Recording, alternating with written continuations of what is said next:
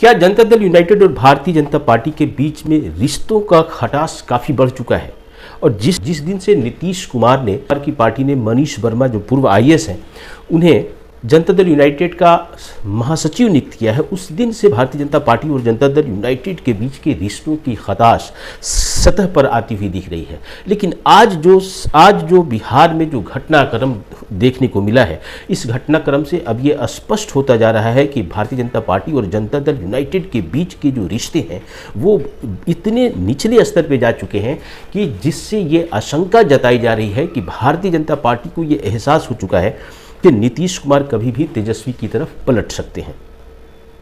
आज सुबह सुबह जो खबर आई उस खबर के अनुसार हो गया कि भारतीय जनता पार्टी के निर्देश पे, यानी कि नरेंद्र मोदी के निर्देश पे उनके द्वारा हरी झंडी दिखाए जाने के बाद बिहार के एक टॉप लेवल के आईएएस ऑफिसर संजीव हंस के ठिकानों पे लगातार छापेमारी चल रही है। और बताया जाता है कि ये छापेमारी 21 ठिकानों पे चला है। आपको बताया कि संजीव हंस ऊर्जा विभाग के प्रधान सचिव हैं और दूसरी छापेमारी हुई है गुलाब यादव के यहाँ। गुलाब यादव 2015 से 2020 तक राष्ट्रीय जनता दल के विधायक रह चुके हैं और उसके बाद उन्होंने 2024 के लोकसभा चुनाव में बहुजन समाज पार्टी से चुनाव में झंझारपुर से चुनाव लड़ा था, लेकिन उनकी हार हुई थी और वहां से जनता दल यूनाइटेड के रामप्रीत मंडल की जीत हुई थी। अब संजीव हंस और गुलाब यादव के रिश्तों की अगर आप बात करें तो आपको याद होगा कि कुछ साल पहले एक खबर आई थी कि एक महिला ने संजीव हंस और गुलाब यादव के ऊपर ये आरोप लगाया था कि इन दोनों ने उनका पुणे में बुला करके पुणे के एक होटल में बलात्कार किया था और पटना में भी उनका शारीरिक शोषण किया गया था। उस वक्त भी संजीव हंस नीतीश कुमार के काफ़ी करीब थे और हालत यह थी कि जब महिला ने उनके खिलाफ एफआईआर दर्ज करना चाहा तो किसी भी पुलिस के थाने ने उनके एफआईआर को लेने से इनकार कर दिया था। उसके बाद अदालत के दबाव में वो एफआईआर दर्ज की गई थी। पुलिस ने अपनी रिपोर्ट में ये बताया था कि संजीव हंस और गुलाब यादव के ऊपर जो आरोप लगाए गए हैं उस आरोप में एक हद तक दम है। तो इस तरह से ये पूरा जो मामला है, एक तरफ गुलाब यादव और संजीव हंस राजनेता और नौकरशाह के बीच के जो रिश्ते हैं वो और दूसरी तरफ आज जिस तरह से ईडी ने इन दोनों के घरों पे ठिकानों पे छापेमारी की है, उससे एक जो पॉलिटिकल संदेश जा रहा है वो ये कि नीतीश कुमार के ऊपर ये संदेह हो चुका है कि वह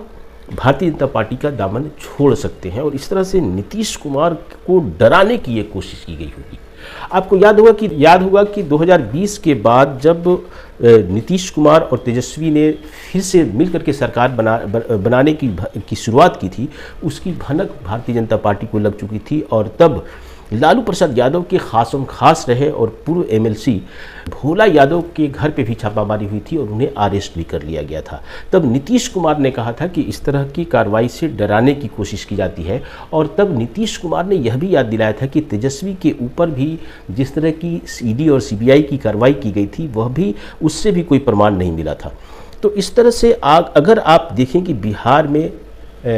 एनडीए की सरकार है, भारतीय जनता पार्टी और जनता दल यूनाइटेड मिलकर के सरकार चला रहे हैं और ऐसी हालत में ये रेयरेस्ट ऑफ रेयर घटना है कि एनडीए शासित राज्य के किसी अधिकारी के ऊपर इस तरह की छापेमारी की जा रही है। राजनीतिक विश्लेषक ये बता रहे हैं कि जिस तरह से पिछले कुछ दिनों में सियासी मंजरनामा बदला है, वैसी स्थिति में नीतीश कुमार और तेजस्वी के रिश्ते काफ़ी नज़दीक होते जा रहे हैं और इस पूरे मामले पर भारतीय जनता पार्टी की नज़र है और वो चाहती है कि ईडी के ज़रिए नीतीश कुमार को डराया जाए और उस छापेमारी को उसी दृष्टि से देखा जा रहा है। क्योंकि संजीव हंस के बारे में बताया जाता है कि संजीव हंस पिछले कई वर्षों से नीतीश कुमार के इतने खास रहे हैं कि उनको काफ़ी महत्वपूर्ण पदों पर बिठाया जाता है। ऊर्जा विभाग के एसीएस हैं और स्मार्ट मीटर का जो मामला आया था उसमें भी उनके ऊपर कई तरह के आरोप लगे थे और इस तरह से ईडी ने जो आर्थिक अपराध को ध्यान में रख करके जो छापेमारी की है, तो ईडी के द्वारा भारतीय जनता पार्टी की ये कोशिश है कि नीतीश कुमार को इससे डराया जाए। लेकिन नीतीश कुमार की जो छवि रही है उस छवि के आधार पर लोगों का ये कहना है कि नीतीश कुमार कुछ भी कर सकते हैं लेकिन आर्थिक अपराध में सीधे तौर पे वो इन्वॉल्व नहीं रहते हैं। ईडी की ये कोशिश है कि संजीव हंस को कि यहाँ छापेमारी करके उनसे कुछ ऐसी चीज़ें उगलवाई जाए जिससे नीतीश कुमार की कमज़ोर नस को पकड़ा जा सके। तो अब जिस तरह से नीतीश कुमार के समर्थन से केंद्र में भारतीय जनता पार्टी की नरेंद्र मोदी की सरकार चल रही है, जिसके 12 MP हैं और उन्हीं की बदौलत केंद्र में नरेंद्र मोदी की सरकार चल रही है, और जबकि बिहार में जो नीतीश कुमार की सरकार चल रही है वो भारतीय जनता पार्टी के विधायकों की बदौलत चल रही है। तो ऐसे में चेक एंड बैलेंस का जो ये मामला है, उस स्थिति में नीतीश कुमार के खास अधिकारी के ऊपर छापेमारी करने का जो मकसद है वो यही हो सकता है कि नीतीश कुमार को प्रेशर में लाया जाए और उनके ऊपर ये दबाव बनाया जाए कि वो केंद्र से इस तरह की बार्गेनिंग ना करें और भारतीय जनता पार्टी के साथ रह कर के ही सरकार चलाएं। ऐसे में देखना है कि आने वाले कुछ दिनों में इस मामले का अंत किस रूप में होता है, लेकिन जिस तरह से चीज़ें शेप ले रही हैं, आकार ले रही हैं, उससे ये लग रहा है कि नीतीश और तेजस्वी के बीच में जो रिश्ते हैं वो रिश्ता काफ़ी करीब होता जा रहा है। इसका दूसरा एंगल झारखंड से भी जुड़ता है, जहाँ पे सरजू राय के साथ नीतीश कुमार की पार्टी ने एक समझौता किया है, जिसके तहत ये दोनों पार्टियां एक साथ मिलकर के झारखंड में आने वाले विधानसभा का चुनाव लड़ेंगी। आपको याद दिलाएं कि सरजू यादव में भारतीय जनता पार्टी के ही नेता हुआ करते थे, लेकिन रघुवर दास से उनकी जब नहीं बनी तो उन्होंने पार्टी से अलग होकर के अपना एक क्षेत्रीय दल बनाया है। तो इस तरह से भारतीय जनता पार्टी के लिए झारखंड का भी चुनाव जो है वो काफ़ी महत्वपूर्ण है, और ऐसी सूरत में अगर नीतीश कुमार की पार्टी भारतीय जनता पार्टी के साथ मिलकर के चुनाव नहीं लड़ती है और उसके बजाय अगर वो सरयू राय के साथ मिलती है तो इसका भी खामियाजा भारतीय जनता पार्टी को भुगतना पड़ सकता है। ऐसी स्थिति में ये देखने की ज़रूरत है कि क्या